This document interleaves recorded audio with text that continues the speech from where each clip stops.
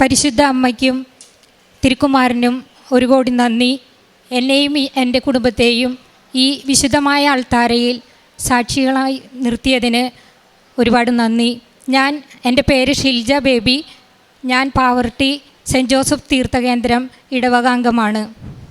ഞാൻ ഉടമ്പടി എടുത്തതിന് ശേഷം എൻ്റെ വ്യക്തിപരമായ ജീവിതത്തിലും കുടുംബത്തിലും ഒരുപാട് ആത്മീയമായ ഉണർവുണ്ടായി. പരിശുദ്ധ അമ്മയെ കൂടെ നടക്കുന്ന അനുഭവമാണ് ഉണ്ടായത്. ഞാൻ ഒന്നാമതായി നിയോഗം വെച്ചത് പരിശുദ്ധാത്മാവിനാൽ എന്നെയും എൻ്റെ കുടുംബാംഗങ്ങളെയും നിറച്ച് വിശുദ്ധിയിൽ ജീവിക്കുവാൻ ഇടവരുത്തണമേ എന്നായിരുന്നു. അതുപ്രകാരം എൻ്റെ ജീവിത പങ്കാളിക്ക് 40 വർഷത്തിലേറെയായി പുകവലി എന്ന ദുശീലമുണ്ടായിരുന്നു. അപ്പോൾ ഈ സന്നിധാനത്തിലേക്ക് കടന്നു വരുമ്പോൾ അദ്ദേഹം പറഞ്ഞു, നീ എനിക്ക് വേണ്ടി നിയോഗം വയ്ക്കണമെന്ന്. പക്ഷെ ഞാൻ കടന്നു വന്നപ്പോൾ എനിക്ക് അമ്മ പറയുന്നതായി തോന്നി, ഇത് നിയോഗം വയ്ക്കേണ്ട ആവശ്യമില്ല, എൻ്റെ കണ്ണിൽ നോക്കി നീ ഈ നിയോഗം പറഞ്ഞാൽ മതി. ഭർത്താവിനോടും അതുപ്രകാരം ഞാൻ പറഞ്ഞു, അമ്മയെ നോക്കി ഇതൊന്ന് പറഞ്ഞാൽ മതിയെന്ന്. അമ്മ അത് സാധിച്ചു തരുമെന്ന്. ഞാൻ നിയോഗം വെച്ചില്ല, എങ്കിലും നേർച്ച വസ്തുക്കൾ ഉപ്പും തേനും എല്ലാം ദിവസവും കൊടുക്കാറുണ്ട്, പ്രത്യേകമായി പ്രാർത്ഥിക്കാറുണ്ടായിരുന്നു. അതുപ്രകാരം അദ്ദേഹത്തിൻ്റെ പുകവലി പൂർണ്ണമായും മാറിക്കിട്ടി. ഇന്ന് 2 വർഷത്തോളമായി നിശേഷം പുകവലിക്കുന്നില്ല. അതുമാത്രമല്ല, പുകവലിക്കുന്നവരുടെ ആ സ്മെല്ല് കേൾക്കുമ്പോൾ പോലും ആൾക്ക് പ്രത്യേകമായ ഒരു അസ്വസ്ഥതയാണ്. രണ്ടാമതായി എൻ്റെ മകൻ്റെ കാര്യമാണ്. മകന് വ്യക്തിപരമായ എന്തോ ഒരു ഇഷ്യൂ ഉള്ളതായിട്ട് എനിക്ക് ഫീൽ ചെയ്തു ഉടമ്പടിക്ക് ശേഷം 90 ദിവസത്തിനുള്ളിൽ. അപ്പോൾ എനിക്ക് അമ്മയുടെ ഇവിടുന്ന് കിട്ടിയ നമ്മുടെ ഉടമ്പടി കാശ് രൂപം ഞാൻ അവൻ്റെ തലയിണയുടെ അടിയിൽ വെച്ച് 7 ദിവസത്തോളം പ്രത്യേകമായി പ്രത്യക്ഷീകരണ പ്രാർത്ഥന ചൊല്ലി പ്രാർത്ഥിച്ചു. അതുപ്രകാരം ഞങ്ങളുടെ അടുത്തുള്ള പരിശുദ്ധ മാതാവിൻ്റെ ഒരു തീർത്ഥകേന്ദ്രത്തിൽ ഞാനും മകനും രാത്രി പെരുന്നാൾക്ക് പോയപ്പോൾ ആ തീർത്ഥകേന്ദ്രത്തിൻ്റെ മുൻപിൽ വെച്ച് അവൻ എന്നോട് അവൻ്റെ അലട്ടുന്ന പ്രശ്നം തുറന്നു പറയുകയുണ്ടായി.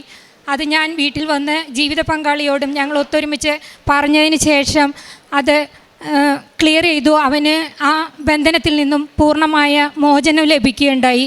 ഉപ്പും തേനും ഞാൻ കൊടുത്തിരുന്നു. മൂന്നാമതായി എൻ്റെ മകന് ഒരു ആക്സിഡൻറ്റ് കേസ് അവൻ മൂലം ഉണ്ടായിരുന്നു.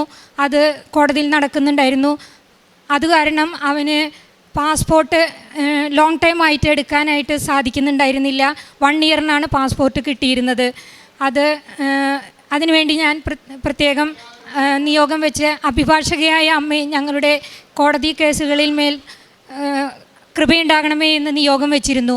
6 മാസത്തിനുള്ളിൽ ആ കേസ് ക്ലിയറായി കോമ്പൻസേഷൻ കൊടുത്ത് അത് അവസാനിപ്പിക്കുവാനും അവന് പാസ്പോർട്ട് ലോങ് ടൈമായി 10 വർഷത്തേക്കുള്ള പാസ്പോർട്ട് അനുവദിച്ച് കിട്ടുകയും ചെയ്തു. മോന് വിദേശത്തേക്ക് ജോലിക്ക് പോകാൻ അത്ര വലിയ താല്പര്യമില്ല. അപ്പോൾ ഞാൻ ഉടമ്പടി എടുക്കുന്നതിന് മുൻപ് തന്നെ ഞാൻ ഈ പ്രത്യക്ഷീകരണ പ്രാർത്ഥനയൊക്കെ യൂട്യൂബിൽ നിന്ന് കണ്ട് പ്രാർത്ഥിക്കുമായിരുന്നു. 2021 മുതൽ 23-ലാണ് പരിശുദ്ധ അമ്മ എന്നെ ഈ ആലയത്തിലേക്ക് എത്താൻ കൃപ നൽകിയത്. അവന് അന്നേരം തന്നെ ജോലി ഒരെണ്ണം കിട്ടിയിരുന്നു. പിന്നീട് ഈ ജോലിയിൽ ഉന്നതി ഉണ്ടാവാനും വിശുദ്ധിയിലായിരിക്കാനും പ്രാർത്ഥിച്ചു. അവന് കഴിഞ്ഞ മാസം ഓഗസ്റ്റ് മാസം ഒരു ഇൻ്റർവ്യൂ നടന്നു. അങ്ങനെ പൂനെയിലാണ് ഇപ്പോൾ വർക്ക് ചെയ്തുകൊണ്ടിരിക്കുന്നത്, സോഫ്റ്റ്വെയർ എഞ്ചിനീയറാണ്. അവന് ബാംഗ്ലൂർ ഒരു കമ്പനിയിലേക്ക് ഇൻ്റർവ്യൂ പാസ്സായി. 5 റൗണ്ട് ഇൻ്റർവ്യൂ ഉണ്ടായിരുന്നു. ഓരോ ഇൻ്റർവ്യൂ നടക്കുമ്പോഴും അവൻ എന്നെ വിളിച്ച് പറയും, അമ്മയുടെ മാതാവിനോട് പ്രാർത്ഥിക്കുന്നു. എന്തുകൊണ്ടെന്നാൽ ഇത് ഞാൻ എടുത്തു പറയുന്നത്, അവൻ ഇങ്ങനെ പറയുമായിരുന്നു, പരിശുദ്ധ അമ്മ എല്ലായിടത്തും ഉള്ളതല്ലേ, പിന്നെ ഇവിടേക്ക് എന്തിനാണ് നമ്മളിങ്ങനെ ഓടിപ്പോകുന്നതിൻ്റെ ആവശ്യമുണ്ടോ എന്ന് സംസാരിക്കുമായിരുന്നു. അപ്പോൾ ഞാൻ ഒരു പ്രാവശ്യം നിയോഗം വെച്ചു, അമ്മേ മാതാവേ, അമ്മയുടെ പ്രത്യക്ഷീകരണത്തിൻ്റെ ഒരു സാക്ഷിയാക്കി എൻ്റെ മകനെ ഉയർത്തണമേ എന്ന്. അവൻ ഈ ഇൻ്റർവ്യൂ നടക്കുമ്പോൾ എൻ്റെ അടുത്ത് ഓരോ ഇൻ്റർവ്യൂവിനും പറയും, വളരെ ടഫ് ഇൻ്റർവ്യൂ ആണ്, എങ്കിലും എങ്ങനെയാണ് നടന്നതെന്ന് എനിക്കറിയില്ല. എല്ലാം വളരെ ഭംഗിയായി 5 റൗണ്ടും അവൻ പാസ്സായി. ഇൻ്റർവ്യൂ ഓഫർ ലെറ്റർ തരാമെന്ന് പറഞ്ഞു. അതിലും പ്രത്യേകതയുണ്ട്. ഓഫർ ലെറ്റർ തരാമെന്ന് പറഞ്ഞിട്ട് 24 hours കഴിഞ്ഞിട്ടും ഓഫർ ലെറ്റർ കിട്ടിയില്ല. അവന് നിലവിലുള്ള ജോലിയിൽ നിന്ന് ലീവ് എടുത്തിരിക്കുകയായിരുന്നു. അന്നേരം അവൻ എന്നെ വിളിച്ച് പറഞ്ഞു, ഉച്ചയായി. അപ്പോൾ എന്നെ വിളിച്ച് പറഞ്ഞു, അമ്മയുടെ മാതാവ് സമയച്ചുരുക്കത്തിൻ്റെ മാതാവല്ലേ, ഒന്ന് പ്രത്യേകം പ്രാർത്ഥിക്കണം എന്ന് പറഞ്ഞു. എനിക്കിതുവരെ ഓഫർ ലെറ്റർ കിട്ടിയിട്ടില്ല. അപ്പം ഞാൻ എന്തോ ജോലി അടുക്കളയിൽ പണിയായിരുന്നു. ഞാൻ കൈ കഴുകി വേഗം വന്ന് അമ്മയുടെ സന്നിധിയിൽ മുട്ടുകുത്തി പ്രത്യക്ഷീകരണ പ്രാർത്ഥന ചൊല്ലി. അവനും ഒപ്പം വീഡിയോ കോൾ വിളിച്ചിട്ടാണ് ചൊല്ലിയത്. അവന് നെറ്റിയിൽ ഞാൻ ഫോണിൽ കുരിശ് വരച്ച് പേടിക്കേണ്ട എല്ലാം ശരിയാവുമെന്ന് പറഞ്ഞു. അത് കഴിഞ്ഞ് ഫോൺ വയ്ക്കുന്നതിന് മുൻപ് തന്നെ ഫോൺ വെച്ച് ഞാൻ ബൈബിൾ തുറന്നു. അപ്പോൾ നല്ല അനുകൂലമായ വചനമാണ് കിട്ടിയത്.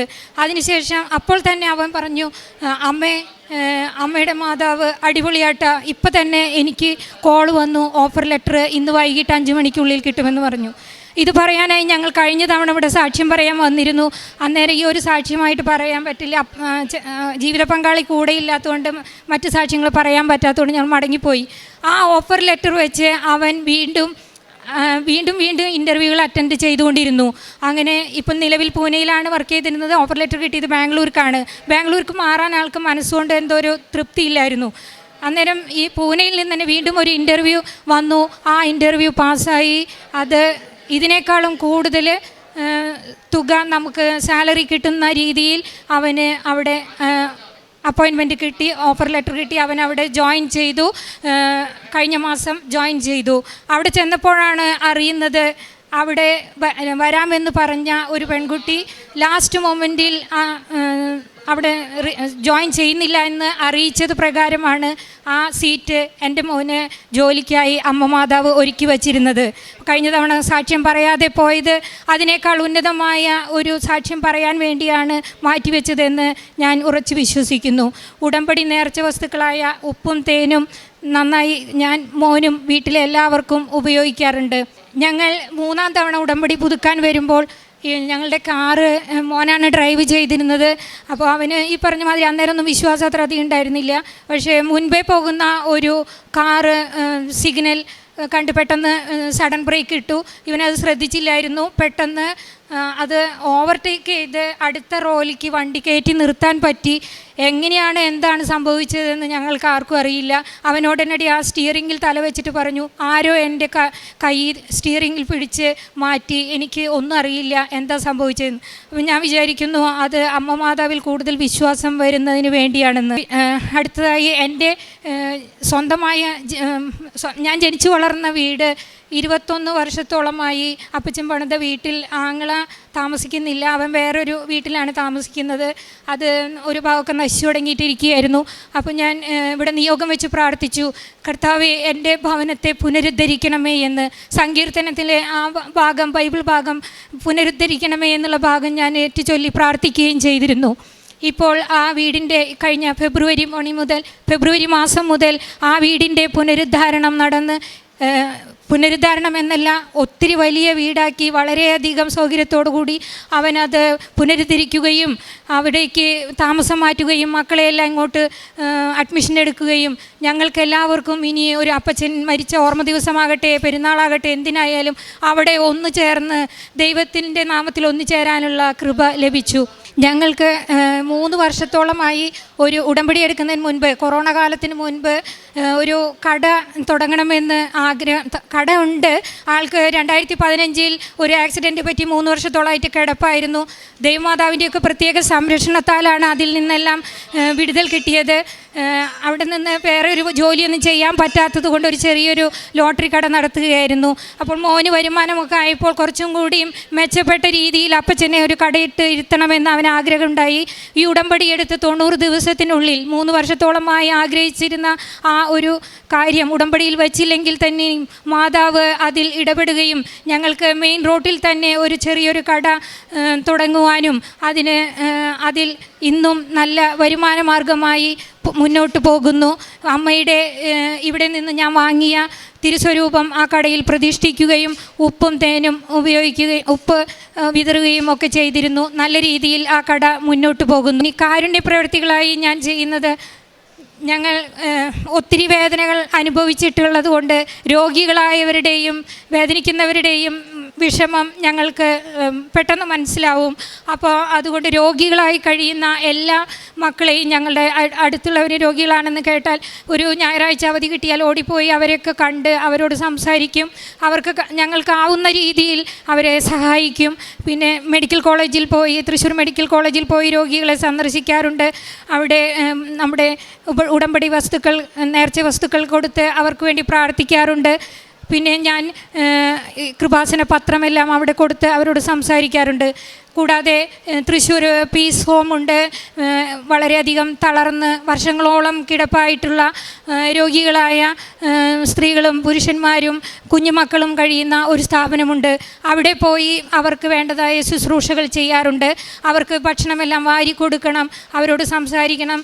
അവർക്ക് നമ്മളൊക്കെ ചെല്ലുമ്പോൾ വളരെയധികം സന്തോഷമാണ്. അത് തന്നെയല്ല, അവരുടെ വായിൽ നിന്ന് പറയുന്ന സംസാരം കേൾക്കുമ്പോൾ നമ്മളൊക്കെ എത്രയോ പിന്നിലാണ്. അവർ ദൈവത്തിൽ ആശ്രയിച്ച് ദൈവത്തിൽ സന്തോഷിച്ച് ജീവിക്കുന്നത് കാണുമ്പോൾ നമ്മളൊന്നും ഒന്നുമല്ല എന്ന് അവരുടെ അവസ്ഥയിലും അവർ നന്ദി പറഞ്ഞ് ജീവിക്കുന്നത് കാണുമ്പോൾ അതും കൂടി എനിക്ക് പഠിക്കാൻ സാധിച്ചു. അത് തന്നെയല്ല, അവർക്ക് പഴയ വസ്ത്രങ്ങളൊക്കെ, തുണികൾ അവർക്ക് നല്ലോണം വേണം. എല്ലാ ആവശ്യങ്ങളും ബെഡിൽ കിടന്നായതുകൊണ്ട്. അപ്പോൾ ഞാൻ അവിടെ പോയി ഞാൻ തുണികൾ മറ്റുള്ളവരെ നിന്നൊക്കെ ശേഖരിച്ചും എൻ്റെ കയ്യിലുള്ളതും ഞാൻ ബസ് കയറി പോയി അവിടെ കൊണ്ടു കൊടുക്കാറുണ്ട്. അവർക്ക് അതൊക്കെ വെട്ടി നമ്മൾ ഒരുക്കി കൊടുക്കണം. അതിനെല്ലാം അസിസ്റ്റേഴ്സിനെ ഞാൻ സഹായിക്കാറുണ്ട്. പിന്നെ പ്രേക്ഷിത പ്രവർത്തനമായിട്ട് പത്രം എല്ലാം കൊടുക്കും. പിന്നെ ആൾക്ക് ഈ ആക്സിഡൻറ്റ് മൂലം ഒരുപാട് സ്റ്റിറോയിഡുകളും മരുന്നുകളും കയറി കരൾ രോഗം ബാധിച്ചു. അത് 2023 തിരിച്ചറിഞ്ഞത്. ഇപ്പോൾ കരൾ രോഗം ഗ്രേഡ് 3 ആണ്. എങ്കിലും 6 മാസം കൂടുമ്പോഴുള്ള എൻഡോസ്കോപ്പിയും 1 വർഷം കൂടുമ്പോഴുള്ള സ്കാനിങ്ങും എല്ലാം ചെയ്യുമ്പോഴും 50% ഡാമേജ് ആയ കരളാണെങ്കിലും ഒന്നും കുഴപ്പമില്ല എന്നാണ് ഓരോ തവണയും ഡോക്ടേഴ്സ് നോക്കിയിട്ട് റിപ്പോർട്ട് നോക്കിയിട്ട് പറയാറ്. നിരന്തരം ഞാൻ നേർച്ച വസ്തുക്കളായ ഉപ്പും തേനും കൊടുക്കുന്നു.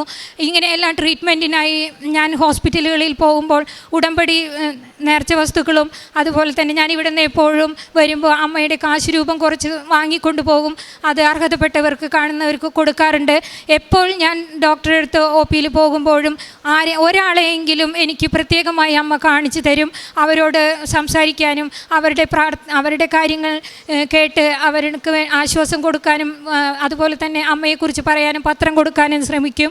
അതുപോലെ തന്നെ അവർക്ക് അവരുടെ നമ്പർ ഞാൻ കളക്ട് ചെയ്യും. അത് കഴിഞ്ഞ് ഞാൻ വാട്സപ്പിൽ നമ്മുടെ യൂട്യൂബിലെ ആരാധനയും മറ്റ് സാക്ഷ്യങ്ങളും എല്ലാം ഞാൻ അയച്ചു കൊടുത്ത് നിരന്തരം ഞാൻ അവരെ കോൺടാക്റ്റ് ചെയ്തുകൊണ്ടിരിക്കും. ഞാൻ അനുദിന ശുശ്രൂഷ ഇവിടുത്തെ പ്രാർത്ഥന ഡെയിലി ബ്രെഡ് എല്ലാവർക്കും അയച്ചു കൊടുക്കും. എൻ്റെ സ്റ്റാറ്റസായി ഇടും. ഇതൊക്കെയാണ് എൻ്റെ പ്രേക്ഷിത പ്രവർത്തനങ്ങൾ. എല്ലാ കൃപകൾക്കും പരിശുദ്ധ അമ്മയ്ക്കും ദൈവമാതാവിനും തിരുക്കുമാരനും ഒത്തിരി നന്ദി പറയുന്നു. മാതാവിൻ്റെ പ്രത്യേകമായ സംരക്ഷണം ഞങ്ങളുടെ കുടുംബത്തോടൊപ്പം ഇന്നല്ല അതിനു മുൻപേ തന്നെ ഉണ്ടായെന്ന് പറയും. ഞാൻ വിവാഹം കഴിഞ്ഞ് ആദ്യ രാത്രിയിൽ തന്നെ ഞങ്ങളുടെ ജീവിതം ആരംഭിച്ചത് ഫാത്തിമ മാതാവിനോടുള്ള ഒരു പ്രതിഷ്ഠാ ജപം ചൊല്ലിയിട്ടാണ്. ആ ജപം ഇന്നും ചൊല്ലുന്നു. അതുകൊണ്ടാണ് ഈ ജീവിത പങ്കാളി ഇന്ന് ജീവനോടെ ഈ ആൾത്താരയിൽ പോലും നിൽക്കാൻ സാധിക്കുന്നത് എന്ന് ഞാൻ ഉറച്ചു വിശ്വസിക്കുന്നു. മാതാവിൻ്റെ സംരക്ഷണം അത്രമേലുണ്ടായിരുന്നു. മരിച്ചു എന്ന് പറഞ്ഞ് 22 ദിവസം അബോധാവസ്ഥയിൽ കിടന്ന വ്യക്തിയാണ് അമല ഹോസ്പിറ്റലിൽ തൃശ്ശൂർ. 45 ദിവസം കണ്ടിന്യൂസ് ആശുപത്രിയിലായിരുന്നു. അതെല്ലാം മാതാവിൻ്റെ കൃപയാൽ ഞങ്ങൾക്ക് ദൈവം വാങ്ങി തന്നതാണ്. വിശുദ്ധ ഔസേപ്പിതാവിനും പരിശുദ്ധ അമ്മയ്ക്കും തിരുക്കുമാരനും ദൈവപിതാവിനും ഒരുപാട് നന്ദി എൻ്റെ കുടുംബാംഗങ്ങളുടെ മുഴുവൻ പേരിലും ഞാൻ അർപ്പിക്കുന്നു.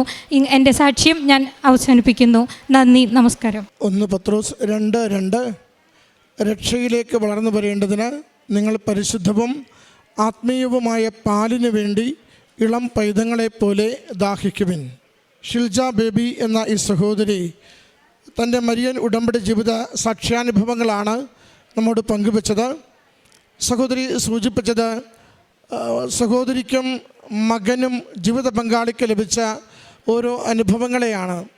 മകൻ്റെ വിശ്വാസ വളർച്ചയെ പ്രത്യേകമായിട്ട് സഹോദരി എടുത്തു പറഞ്ഞു.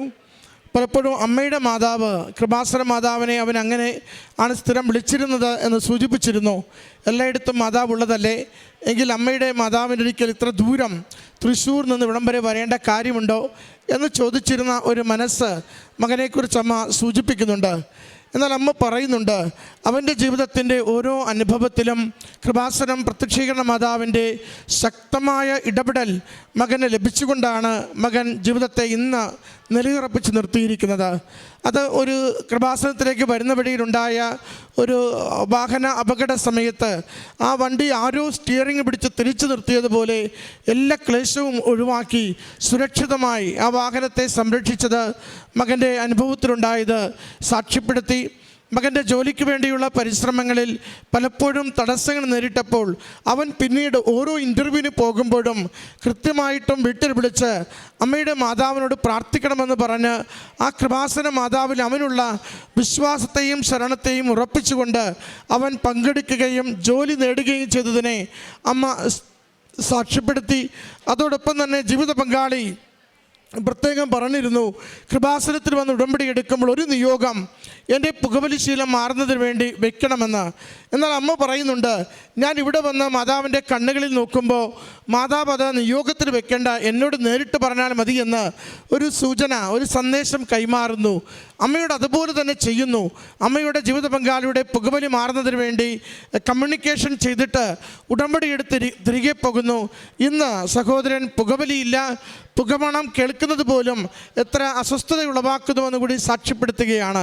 പ്രിയമുള്ളവരെ, ജീവിതത്തിൻ്റെ ഓരോ മേഖലകളെയും ദൈവം അനുഗ്രഹിക്കുന്നതും നമ്മൾ അമ്മ മാതാവിനോട് ചേർന്ന് സഞ്ചരിക്കുവാൻ ആഗ്രഹിക്കുമ്പോൾ കൂടുതൽ വിശുദ്ധമായ, കൂടുതൽ ദൈവകൃപയുള്ള, കൂടുതൽ സമാധാനമുള്ള, ഏതൊരവസരത്തിലും നമ്മളെ കൈവിട്ടു പോകാത്ത ദൈവിക സംരക്ഷണം അനുഭവിക്കുന്ന ജീവിതത്തിലേക്ക് നമ്മളെ മാറ്റുകയാണ്. നമുക്ക് ആകുലതയുടെ ദിനങ്ങളുണ്ടാവാം, എന്നാൽ ആശ്വാസത്തിൻ്റെ ദൈവം കൂടെ ഉണ്ടാവും. നമുക്ക് പരിശ്രമങ്ങൾ ആവശ്യമുള്ള മേഖലകളുണ്ടാവാം, എന്നാൽ അതിൽ വിജയം തരുന്ന കർത്താവ് കൂടെ നിൽക്കുന്നത് നമുക്ക് അനുഭവിക്കുവാനാവും.